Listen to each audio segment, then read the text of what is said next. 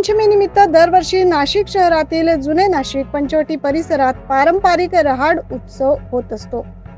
प्रत्येक ठिकाणी शॉवर डान्सचे आयोजन देखील केले जाते। त्यामुळे शहरातील जुने नाशिक व पंचवटी परिसरातील वाहतूक मार्गात काही प्रमाणात बदल केलेत। पोलीस उपायुक्त चंद्रकांत खांडवी यांनी या संदर्भात अधिसूचना काढल्यात। नाशिक शहरात रंगपंचमी पेशवेकालीन रहाड उत्सवाचं आयोजन केले जातं। शनिवारी 30 मार्च रोजी होणाऱ्या रंगपंचमीत रहाडींवर नाशिककरांची मोठ्या प्रमाणावर गर्दी होते। रंग खेळणाऱ्यांसोबतच बघ्यांची देखील मोठ्या प्रमाणात गर्दी असते। त्यामुळे परिसरात वाहतूक कोंडी होते।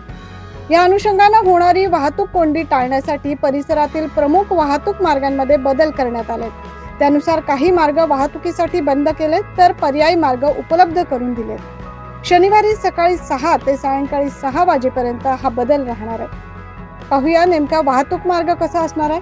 पंचवटीतील काळाराम मंदिर ते शनी चौककडे येणारा रस्ता बंद राहणार असून पर्यायी वाहतूक म्हणून वाहन चालकांना सरदार चौक मार्गाचा वापर करता येणार आहे। तसेच खांद्रे सभागृह ते शनी चौक, मालवीय चौक, शनी चौक ते सरदार चौक आणि शनी चौककडे येणारा मार्ग वाहतुकीसाठी बंद असतील।